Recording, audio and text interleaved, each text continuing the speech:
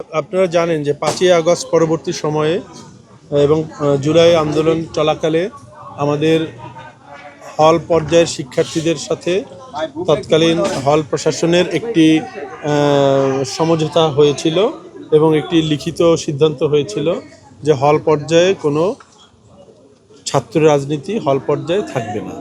আজকের এই শিক্ষার্থীদের এই আন্দোলনের মধ্য দিয়ে এটা বোঝা গেল যে আসলে এতদিন হল পর্যায়ে ছাত্র রাজনীতি চলে নাই, কারণ আজকেই তারা প্রথম প্রতিক্রিয়া জানিয়েছে। প্রতিক্রিয়ার কারণ হলো যে আপনারা জানেন একটি ছাত্র সংগঠন হল পর্যায়ে তাদের কমিটি ঘোষণা করেছে, সেটারই প্রতিক্রিয়া তারা জানিয়েছে এবং তারা দাবি করেছে 17ই জুলাই যে আন্ডারস্ট্যান্ডিং হয়েছিল সেটা বহাল থাকবে। তারা প্রবোসদেরকে দাবি জানিয়েছেন।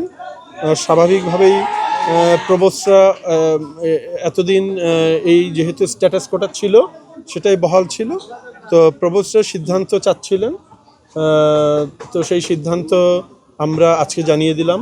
উপাচার্য মহোদয় জানিয়ে দিলেন যে 17ই জুলাইয়ে হল পর্যায়ে ছাত্র রাজনীতি সংক্রান্ত যে সমঝোতা হয়েছিল সেই সমঝোতা বহাল থাকবে। কমিটি বাতিল করার এখতিয়ার যারা দিয়েছে আমরা তাদেরকে ফোর্স করতে পারবো না, কিন্তু আমাদের সিদ্ধান্ত হলো হল পর্যায়ে কোনো ছাত্র রাজনীতি চলবে না। তারা কেন্দ্রে করতে পারবে, তারা ডাকসু বা মধুর ক্যান্টিন, কলা ভবন তারা করতে পারবে, যেটা সমঝোতা হয়েছিল, কিন্তু আমরা কোনো ছাত্র সংগঠনকে ফোর্স করতে পারি না যে আপনি বাতিল করেন। কিন্তু আমাদের তরফ থেকে জানানো হয়েছে হল পর্যায়ে এটা নিষিদ্ধ, যেভাবে সিদ্ধান্ত হয়েছিল 17ই জুলাই সেটা বহাল থাকবে।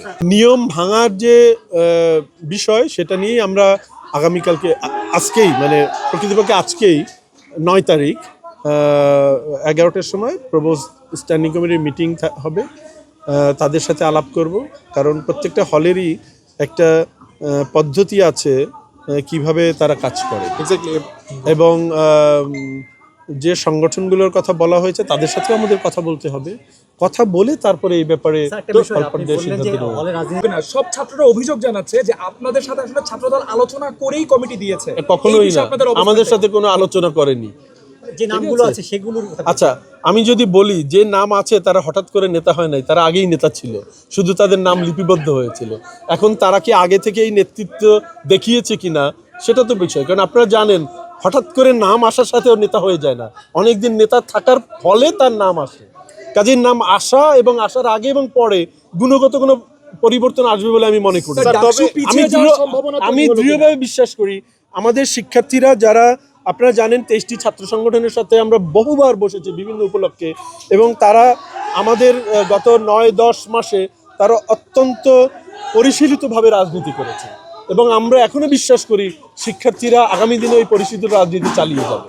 এই আচরণ বিধিটা নির্ধারণ করবে কে, যে হল পর্যায়ে এই কাজগুলো করা যাবে, এই কাজগুলো করা যাবে না? সেই জন্যই আমাদের আসলে বসতে হবে, এই জন্যই আমরা শিক্ষার্থীদের তাৎক্ষণিক সিদ্ধান্ত দিতে পারিনি শাস্তির ব্যাপারে।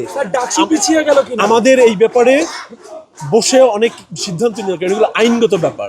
আপনি যদি আজকেই বলেন যে আপনি বহিষ্কার, এটা বললেই হবে না, আমি কোর্টে যে আবার এই বহিষ্কার ফেরত আনবো। সো এটা আলোচনার মাধ্যমে সিদ্ধান্ত নিতে হবে, সময় লাগবে আমি আশা করি, কারণ আপনারা দেখেছেন শিক্ষার্থীরা দৃঢ়ভাবে বলেছে ডাকসু আনকম্প্রোমাইজড, ডাকসুর ব্যাপারে তাদের কোনো দ্বিধা নাই, তারা ডাকসু আন্তরিকভাবে চায়, কাজে শিক্ষার্থীরা চাইলে পিছানোর কোনো সুযোগ নেই।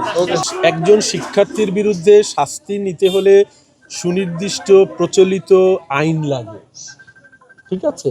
আপনি একটি ছাত্র সংগঠন করেন বলেই আপনার বিরুদ্ধে ব্যবস্থা নেওয়া যায় না, এটা আলোচনা করতে হবে, এটা সহজ ব্যাপার নয়।